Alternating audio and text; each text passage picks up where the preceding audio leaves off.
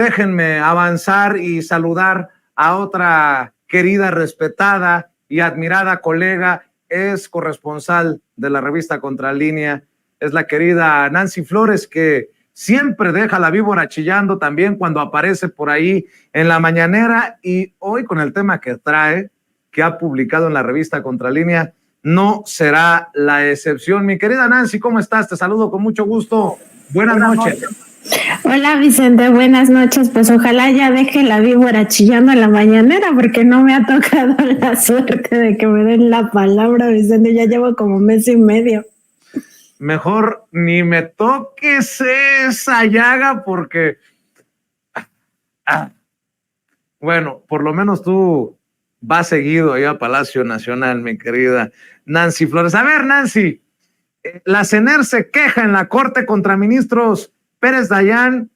y Aguilar por conflicto de interés. El 18 de septiembre pasado, el área jurídica de la Secretaría de Energía solicitó a la Suprema Corte de Justicia de la Nación que los ministros Alberto Pérez Dayán y Luis María Aguilar se excusen en la próxima discusión sobre la reforma a la ley eléctrica a propósito de un juicio de amparo que la segunda sala trajo y que fue promovido por la transnacional francesa Engie.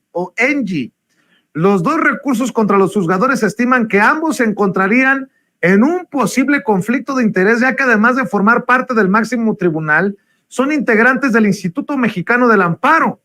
Y como Contralínea, y como en esta mesa de investigación, Diálogo Contralínea Sin Censura TV, se ha informado, se ha revelado, dicha asociación civil litiga contra políticas públicas y reformas impulsadas por la 4T, como los libros de texto gratuitos, la ley minera y la nueva legislación en materia eléctrica. Siempre regresamos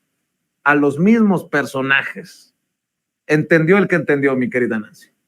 Sí, Vicente, y como tú recuerdas, ahora justamente en esta investigación que compartimos con Sin Censura, hace ya un par de semanas, el 23 de septiembre, lo publicábamos hace unas 2 o 3 semanas, esto del Instituto Mexicano del Amparo, que es justamente una asociación civil donde participan estos dos ministros de la Corte, y ahora el 23 de septiembre estamos con una segunda entrega a propósito de 2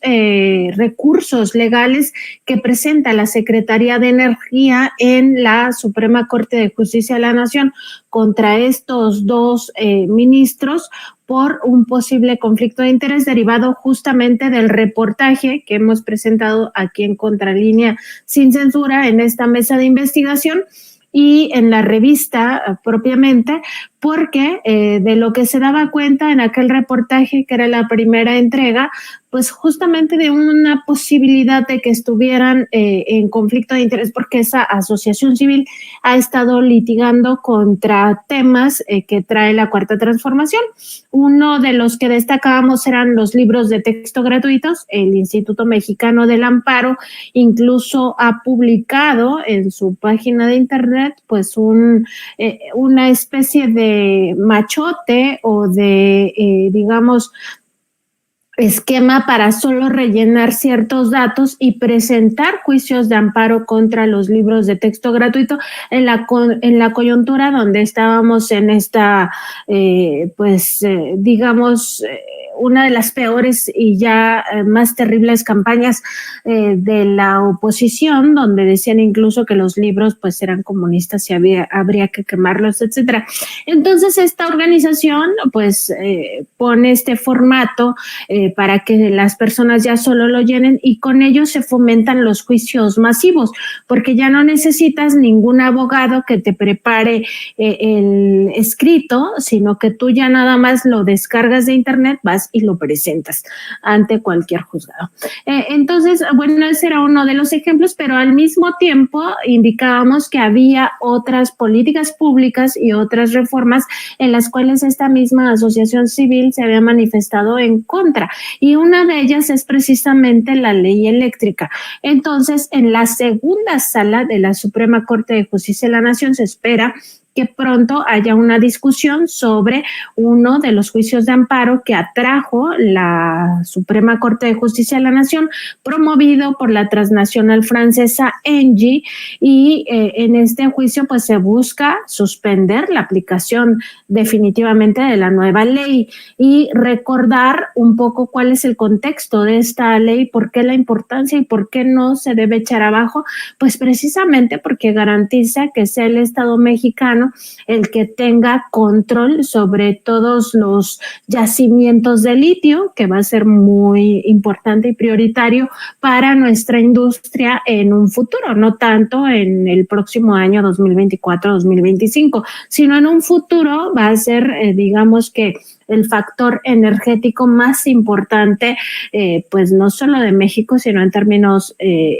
digamos, más globales de la mayoría de los países, porque con el litio se generan estas baterías, pues para cualquier dispositivo electrónico, como pudiera ser nuestro móvil, o en México le llamamos teléfono celular, nuestra tablet, nuestra computadora,